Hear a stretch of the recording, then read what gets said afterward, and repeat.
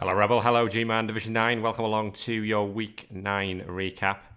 And it really is hotting up now. We are going to get straight into the performance of the week here because it is a big one. We talked last week about that massive game between Shock and Gore and the Big Cups. And the winner of that one was the undead team, Shock and Gore, managing to come out with a 2-0 victory, finally ending that massive winning streak of the Dwarfs there. It's been a long time coming, but Gruff has managed to do it. And what it's done is it's closed the division right up at the top of the table. And really, when you look at the stats of the game, it's a really quite incredible result. Here we go. So it's 2-0. It's only 4 armor breaks for the undead, 19 from the dwarfs, but only able to turn those 19. Well, we got 6 KOs and 3 injuries there, so presumably regen will have been on point for Shock and Gore, and the KO rolls coming back brilliantly as well. Twice as many blocks. You got, what's that? More than 4 times as many armor breaks. And yet the undead able to come out with a massive 2-0 victory there. So a really, really big result, of course. It closes things right up. We saw last week that the Dwarfs had a bit of a lead at the top of the table. And had they have won this one, you might have thought that they were home and hosed for the playoff place. It was only the Wood Elves that were properly keeping pace with them. But obviously this puts everything up for grabs. And we'll see later on in the show that there's now pretty much 4 teams in this race now for the playoff place. Of course, the Big Cups are still out in front. It was impossible for them to be overhauled when they had that 4-point lead. But they don't have a 4-point lead anymore. Here are the rest of your results from Week 9. Aaron Alphos 1, Quiguanas 0, an overdue win for the Dark Elves there as the Lizards in this division continue to struggle. Hack, Slash and Mutilate 2, Bloody Mary Queens 2, Sabertooth Vads 3.0 capitalising on the defeat for the Big Cups with a 2-0 win of their own against the whipping boys of the division now, if you like, the Sci-Fi Sauri, I think right down the bottom of the table, unfortunately, for Cthulhu Collector. As we saw there, Shock and Gore with the massive 2-0 victory over the Big Cups. The Vampires, probably with their best game of the season there, Hubat with a 3-1 win against the Sneaky Blinders. A 1-1 draw between the Boondock Skinks and Irwindor's Requiem, sort of stalling Irwindor's charge there ever so slightly. A good result for Moondingo there, picking up a 1-1 tie. And another big result at the bottom as the Watch pick up a 1-0 win against the Chosen of Papa Nurgle. I suggested that Lava Jackal perhaps needed to stop drawing games 1-1, but I didn't mean lose them 1-0 necessarily, so we'll still work on that, Lava Jackal, but it's a good result for the Orcs nonetheless. So let's go through the results one by one. So Aaron Alphos with a 1-0 win against Quiguanas, as I said. A match between 2 teams at the bottom of the table. This is how it went down. The Lizards not able to do anywhere near enough damage to the Dark Elves to have a chance of winning this one. But not able to pick up the draw either. The 2 Mighty Blow Witch Elves, remember, on this team, doing work. One MVP here for Kelisris, or whatever that says. And the other one managed to level. Resealer here managed to get 3 SPP needed for a level. So now both of them have Mighty Blow and Block. So a couple of very, very dangerous Witch Elves there for Matthew's team. And a good win for him as well. It had been a little while since he'd picked up a positive result in terms of a victory at least. And it moves him up into the lower half of the mid-table on 9 points now with a 2-3-4 record. The Quiguanas, meanwhile, 1-3-6.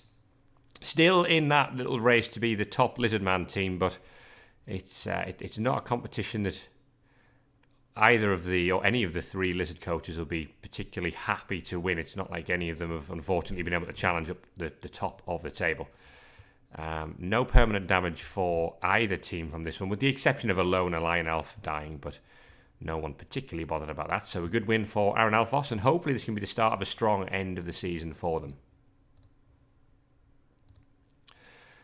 Okay, so another draw for Jonah, who is becoming a little bit of a draw specialist. Still can't get a win, but did manage to pick up a 2-2 draw against the Bloody Mary Queens in a result that kind of puts paid to Soulforged's playoff chances here. Of course, we saw that massacre they suffered at the hands of the big cups last week, so they were very much trying to recover from that. They have fired most of the Strength 2 catcher, remember, he has been fired now, replaced with a new fresh catcher. But the Bloody Mary Queens with a couple of touchdowns, one each for the Agi 5 Blitzer and for the Mighty Blow catcher. Easy name for Harringzord as we try to level him up. The MVP going to that Agi 5 Blitzer as well is nice news. But we've also fired the Strength 4 that had taken a niggle or an armor bust, one of the two. So the Bloody Mary Queens, not quite what they once were after that drubbing at the hands of the big cups last week. This is how the game looks in client. So you can see 12 armor breaks for the humans, 6 for the Bloody Mary Queens. And that's a good result for Jonah, to be fair. He would like to turn one of these draws into a win somewhere along the line. His record this season now is 0-5-4, so an interesting one. More draws than losses now, which is a positive thing. Does mean he's off the bottom of the table as well. Just a 1 level for his thrower, who managed to complete 2 passes and score a touchdown in this one to pick up 5 SPP. He's now leveled and taken accurate to bring some more passing game to this human team. But overall, a result that doesn't do any favours to Soulforged. His playoff chase pretty much over now, you have to say. Okay, next up is the Wood Elves. Sabertooth Vag with another 2-0 victory. This time over the bottom of the table side, Sci-Fi Sorai. Now, big news from this one. We were going to come on to it in the injury report this week. We've got plenty to get through in that, by the way. But you'll see that the casualty of the week has also picked up the MVP in this one. Pushkin is dead. That's the Mighty Blow War Dancer. He's obviously had strip ball and tackle as well, and he has been killed by the Sci-Fi Sorai. But it wasn't without loss for the Lizards as well, who took a death of their own to the Strength 5 Saurus, James Blish. He had Mighty Blow block and Strength 5. He is dead as well. So a bit of a massacre for both teams this week, losing very important players. But at the very least, MB Carmack can console himself with the fact that he has won the game and has managed to close up that 4-point gap to the big cups to just the 1 point now. Sabertooth Vag still in good form. Been a while since they lost a game. So they're definitely motoring in the right direction. They picked up a lot of SPP here as well in this one. The Lizards with 4 for Robert A. Heinlein there. And 5 for the Saurus, Jack McDevitt, which is a good MVP. He did manage to level from that. And that's at least a positive. Having lost to Strength 5 Saurus, that's a positive thing for Cthulhu Collector. He did pick up Mighty Blow on that Saurus ahead of his Week 10 game. But another good win for the Wood Elves there. As we've already seen, Shock and Gore with a 2-0 win over the big cups. There was no real damage or levels. There was one dwarf blocker with guard who levelled. But moving on from that one, we have a win for Hubat over the Sneaky Blinders. So good result for Paolo B there. And this is how the game went down. 16 armor breaks to 13. Plenty either side. But it was the Vampires who had an absolute field day. Count Manfred Draco there with 11 SPP, not including the MVP. And that is more than good enough to win the Player of the Week award. So there you go. The Mighty Blow Vampire there, Count Manfred Draco, picking up the MVP. And he managed to pick up enough SPP. Caused 4 casualties and scored a touchdown in this one to make up that 11 SPP. And it was good enough for a level as well. And we'll see what that was a little bit later on. Sneaky Blinders, that's a nice MVP on the Warpstone Troll there as we look to level him towards Stand Firm, which would just make that an absolutely excellent piece. But, 32 block to 22. The Underworld out-blocking the Vampires. But those Vampire blocks turning into just mass removals across the board. 4 KOs, 5 injuries, and 1 kill, which was just on a Goblin. But there was an important MNG for Sneaky Blinders in this one. The thrower, Thomas Shelby, with extra arms and blodge, he is missed next game, so won't be around for week 10. But there you go. Hubat with a victory that moves them up into the mid-table as well. Means that they won't be in the bottom 4 come the end of the season, most likely, unless they have an absolutely shocking end to the campaign. It means that come next season, of course, when we look to reposition most of the teams in the division, they can maybe look to move up 1 or 2 divisions, Hubat. Certainly based on how the team is looking. But in 8th place at the moment, they won't go too high up the chain. But obviously that sort of thing depends on rerolls. On that subject, by the way, the guys who are likely to stay in Division 9 are probably likely to be the guys who finish towards the bottom. Of course, as it stands, we don't know how many divisions there'll be next season, but with this being the bottom returning division, of course, we can't really plan to relegate teams from this tier because there's nowhere to go. So if you're in the bottom 4, you will likely enough just stay where you are for next season and a chance to develop some more against the new teams that will come in from the fresh divisions.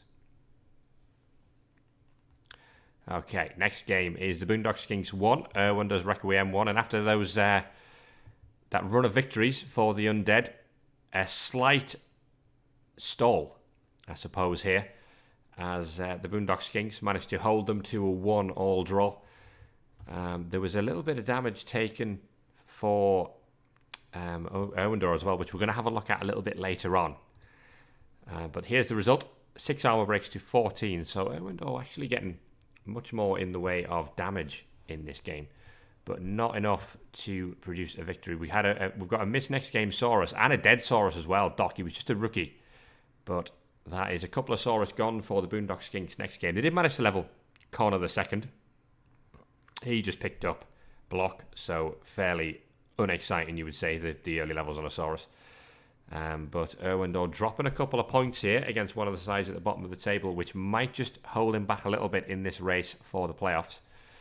But overall, for Mundingo, a good result and one that extends his advantage over Quiguanas and the Sci-Fi Sauri by a point in this race to be the top Lizard Man team. So hopefully that can be a little feather. Just a tiny, tiny little feather in his cap for the season. One more game to look at, and that is between the Watch and Chosen of Papa Nurgle. A great win for the Orcs here in a match you might expect him to struggle in against Lava Jackal's Nurgle side, of course, with all that Claw Mighty Blow.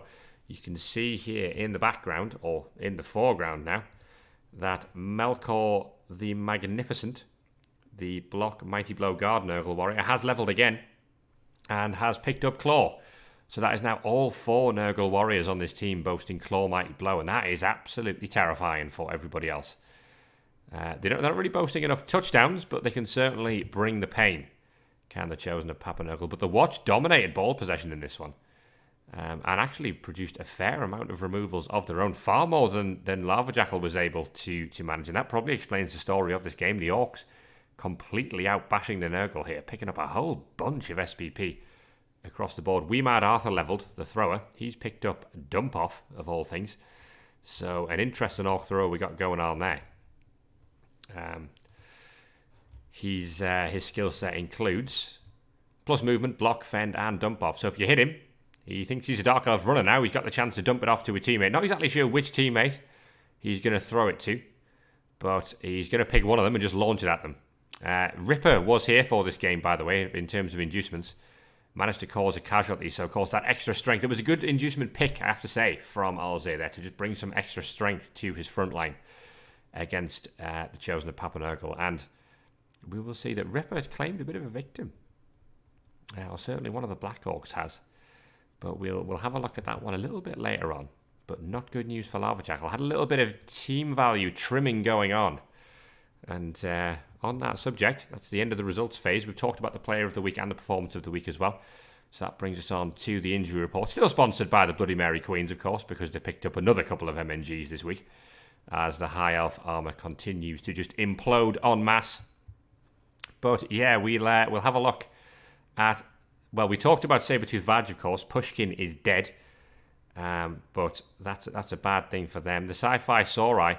I can't really have a look at their team either because they have played their Week 10 fixtures, so there'll be a few spoilers there in terms of what happened.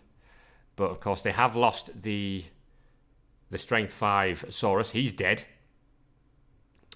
which is not good news for Cthulhu Collector as he tries to develop this team, but he has managed to pick up, he had enough cash to pick up another Saurus, so has been able to replace that. Now we'll talk about the Chosen of Papa Nurgle as well. Now they've also played their Week 9 fixture, but not too much. What we will have a look at is Kitty. Kitty being a Beast of Nurgle, but Kitty being a brand new Beast of Nurgle because the other one is dead. Guard Stand Firm Beast of Nurgle killed by the Watch. That's a massive victim for them. But we've found the cash to replace it with a fresh one. But it does take away a very nice player. Guard Stand Firm Beast of Nurgle is, obviously you want block on it as well, but Guard Stand Firm is brilliant. So Lavajack has got a bit of work to do to develop Kitty up to being that good again. But of course, with built-in Mighty Blow, it's a solid start for this Beast of Nurgle to start picking up some casualties here, there, and everywhere. Just one other player I want to look at in the injury report, and it actually comes from Erwindo's Requiem. Now, we talked last week about getting rid of one of those Sure Hands ghouls. Now, it was, of course, because it was armor 6. Erwindo did that. He got rid of the armor value 6 ghoul, replaced him with a fresh one, Federico Cerulli. And as a result of that, Alexander Steiner, the other Sure Hands ghoul, picked himself up another niggle. He's now double niggled that ball carrying ghoul. So that's just sometimes how Blood Bowl works, unfortunately. You make the right decision in firing one ghoul with Sure Hands, and all of a sudden, in the very next game, your other Sure Hands ghoul picks up another injury that means that he is very much for the chop and block as well. Of course, he has got the plus armor, which is the only thing that makes this borderline okay, and I'm still not convinced that it is. That is a player who pretty much one hit from a Mighty Blow player is probably going to see a casualty here. So he's not long for this world, is Alexander Steiner. We'll see whether Erwindo keeps him around. It's 170k for a player with a double niggle. Of course, he is your ball carrier. So the idea would be that he won't ever take a hit if you've done your job properly offensively. But of course, one big hit from a Mighty Blow player and this thing is likely gone, because the chance of a casualty is pretty high with 2 niggles on him. Of course, that means you're causing a casualty on an 8 now, rather than the 10 that was previously required. So that means you'll be knocked out on a 6. So you hit him, you're very likely to remove him. You're more likely than not to remove him if you manage to break his armor. So something to consider for Erwindo there as to whether to keep this ghoul around. All right, the development report has some good news for some of those teams who suffered heavy casualties this week. Not Erwindo's Requiem, unfortunately for Erwindo, but the Sci-Fi Sauri, who did lose their Strength 5 Mighty Blow Saurus, of course, did manage to level Robert A. Heinlein, and here he is. He now has Break Tackle, which this is kind of the Blitzosaurus on the team. He's going to be running around taking down the opposition's important players with Mighty Blow and Tackle, of course. And Break Tackle just adds to his ability to do that. So if he ends up locked down, it's a 2+ now for him to just nip himself away and go and blitz that player that you want him to hit. So this is now a very nice and very dangerous Saurus Blitzer. Cthulhu Collector's done well to pick that skill and, of course, get him leveled up as well. So that is a nice piece now and something to consider when you're up against this team. He is not so easy to tie down anymore. Elsewhere, we can go and have a look at Sabertooth Fadge. Of course, they did lose one of their War Dancers in Pushkin, but when one War Dancer dies, another one rolls Agi5. Dumas made up for the loss of his brethren there by levelling up in the same game and rolling an agility up for good measure. So that is an Agi5 block tackle War Dancer. Leaps into a cage are now a simple 2+. And of course, with built-in dodge, Agi5 War Dancers are an absolute nightmare for the opposition to deal with. They can pretty much do whatever the hell they like. And until you manage to knock him over and foul him off the field, there is very little you can do to stop it. So that is a very nice player indeed for for MB Carmack to be having a look at. I was distracted there because I'm just working out which bit we normally move on to next, and it is, of course, the form guide. Here's how that's looking. So, the defeat for the big cups, meaning that Sabretooth Vag 3.0 and Shock and Gore move up to the top 2 places of the form guide. The big cups have been right up there for 5 or 6 weeks now, or ever since we brought the thing in. But that loss means they drop out of the top 3 because we've got 3 sides who've picked up 7 points from their last 3 games. On count back, it's Erwinder's Requiem who are 3rd because they drew more recently than won. But it's those 3 teams who are the chasing pack, and that's really scary for Juvasac when you look, because they are the sides in 2nd, 3rd and 4th in the table, as we're about to see. So, of course, that 1 defeat for the Dwarfs, but the 3 sides right behind him are properly bringing in the points to keep up that pressure. Elsewhere at the bottom, it's not good news for Quiguanas, Sneaky Blinders, or the Sci-Fi Sauri, who are right down there with only 1 point from their last 3 games. And indeed, identical records: loss, draw, and then loss again. The Lizards in this division, as we've said, very much struggling to find results. And the Underworld, after that little promising patch around week 4 and 5, the wheels have unfortunately very much fallen off for Aromas, and he finds himself back here in the bottom 3 in terms of form across the past 3 games. So, very much just trying to develop his team for the rest of the season. If he can get that troll leveled somehow before the end of the season, he'll be in a very good position going into season 11 if he chooses to keep the team around. But for now, the focus has to be on the top 6, and this is how they look.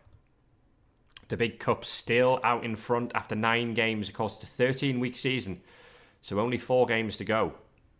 And the big cups are still out in front, but of course they've lost 2 on the touchdown difference. Sabretooth Vag 3.0 have picked up 2 on the touchdown difference, and that means they are neck and neck on that tiebreaker now. Just 1 point between them as well after MB Carmack's victory. As I said, we've got the undead teams in 3rd and 4th with identical records once more. Shock and Gore moving up into 3rd on touchdown difference after Erwinder was held to a draw. 17 points, and they're still 4 off that playoff place, but they're just about in the hunt, aren't they? We've got 5th and 6th. Bloody Mary Queens and Chosen of Papanurgle have swapped places there. But those 2 teams now at 7 points behind with 4 games to play and 4 teams still in the race. I think those 2 are pretty much out of it now. It's going to take a remarkable set of results for either of those 2 teams to properly be able to overhaul the big cups. Even if the big cups lost all 4 of their remaining games, chances are that one of those would beat the Sabretooth Vag 3.0, because those 2 still have to play each other. So that would move the Wood Elves out of 23. And the maximum number of points that the 5th and 6th places teams can get is 26 if they were to win all 4 of their remaining fixtures. Of course, there's 12 points to play for. So you would be relying on none of the other teams getting to 26 points, which was, of course, the sort of form that the Undead and Wood Elves and indeed the Dwarfs have been in. It seems unlikely that none of those teams would reach that magic 26-point marker that would mean that Bloody Mary Queens and Chosen of Papanurgle still had a chance. But, of course, you never know. It's Blood Bowl. Strange things can happen. And stranger things than that probably have happened in playoff chases in the past in Rebel. So all Soulforged and Lava Jackal can do is try to win their remaining games and hope that the other results fall their way. But you have to say it looks like that chase is pretty much over for the pair of them.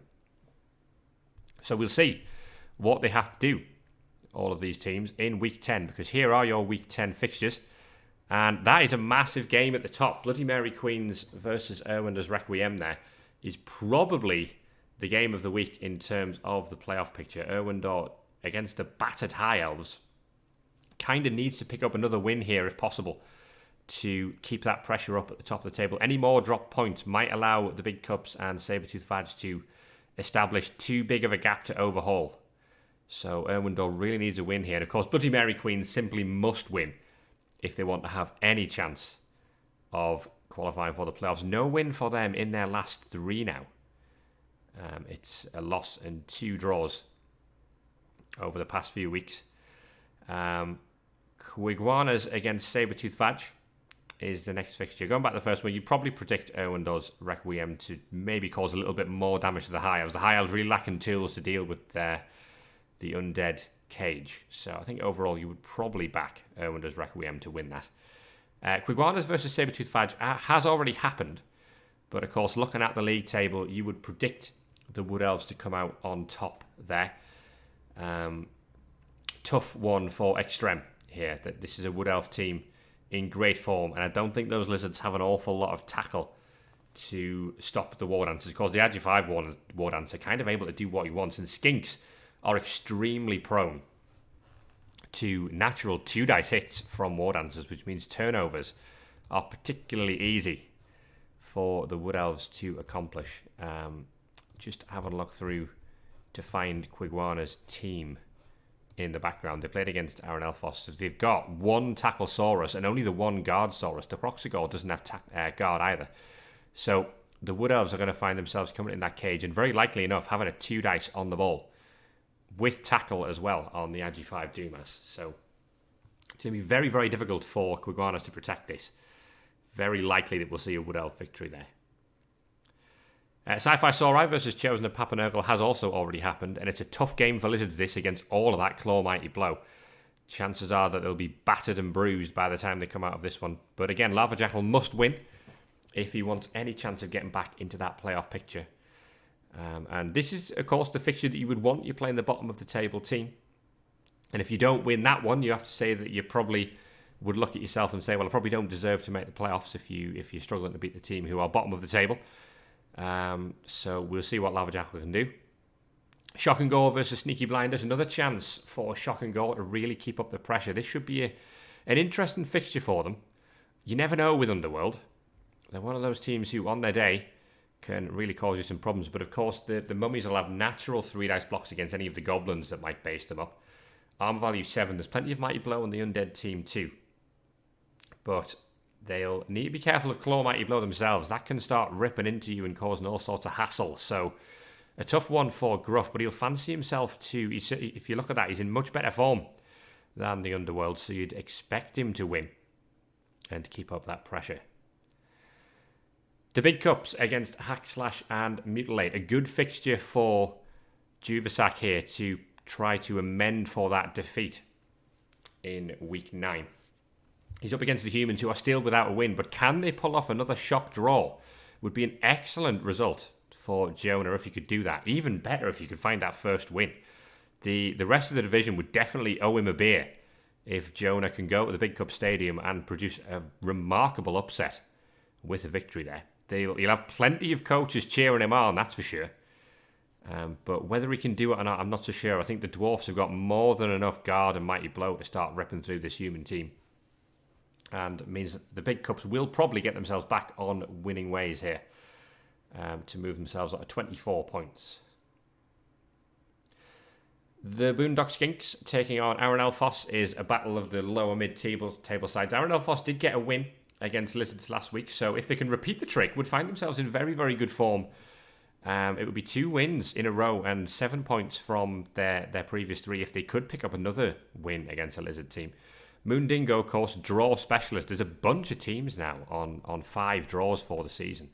There are, in fact, 1, 2, 3, 4 of them. And that includes the Boondock Skinks, as well as Hack Slash and Mutilate, Sneaky Blinders, and Chosen and Papanurgle. So one of the draw specialists here. So you would probably back this one to be a draw. That would be where the sensible money would go. Aaron Elfos, of course, have had a few draws of their own this season. Just the 3 of them. So smart money would be on a draw here, probably a 1-all or a 2-all draw. But if either side can pick up a win, it'll be a nice confidence boost for them. And the final one is an interesting game in the mid-table. These are 2 sides who are just behind that top 6 picture. But they do have a chance of sneaking in if the Bloody Mary Queens were to lose. So if the Watch were to win, they could sneak into the top 6. Hubat wouldn't quite do it because they'd need to win by probably 3 clear touchdowns or 4 clear touchdowns, depending on the result of Soulforge's game. They're behind by 6 at the moment. But Alzir is a point clear. But of course, I didn't even look. I do apologise to Hubat. In the development report, I didn't have a look at their team, which I was definitely meant to do. So what we'll do now, just ahead of this one, is go back and have a look, because these vampires did all sorts of work, and they managed to level up. I believe it was 2 of the things. So apologies to Paolo B for that. I did mean to look at your team. Hopefully you're not sitting there watching going, what the hell? I was hoping to get you know, of all the weeks, this would be the week that I would definitely get a look in on the development report. So here's how they're looking. Agi 6 Vampire has picked up Sidestep, and we've got a Pom Vampire as well. Count Manfred Draco, of course, the player of the week, is now a Mighty Blow Piling On Vampire. And with Natural Agility access on his next level, which won't be too long coming with Piling On and Mighty Blow, you can pick up Jump Up. And you definitely want to pick up Jump Up on the next level on this Vampire, because then he can just run around and pile on everything and get up for no movement costs on the next turn. It makes him a phenomenal piece if you can get a hold of that. So he's a scary Vampire now. Of course, with natural access to strength, it's easy enough to build that. But yeah, just build your Pom Vampire and off you go. Count Manfred Draco, watch out for him. And apologies, of course, to Paolo B for missing his team there, who I definitely had written down here in my notes that I wanted to have a look at that team because they had a very good week against Sneaky Blinders. So there you go. That's it for your Week 10 recap. It was a little bit late, which means a few of the Week 10 games have already been played, but there's some big fixtures to come. And after this one, we'll be into the final 3 and we'll be able to properly have a look at who's in the race and who has to play who and where we're going to be going, who the smart money will be on to take that playoff place. So until then, have a good week, everyone. Good luck in all of your games if you haven't played them yet. And we will catch you next week for the Week 10 recap.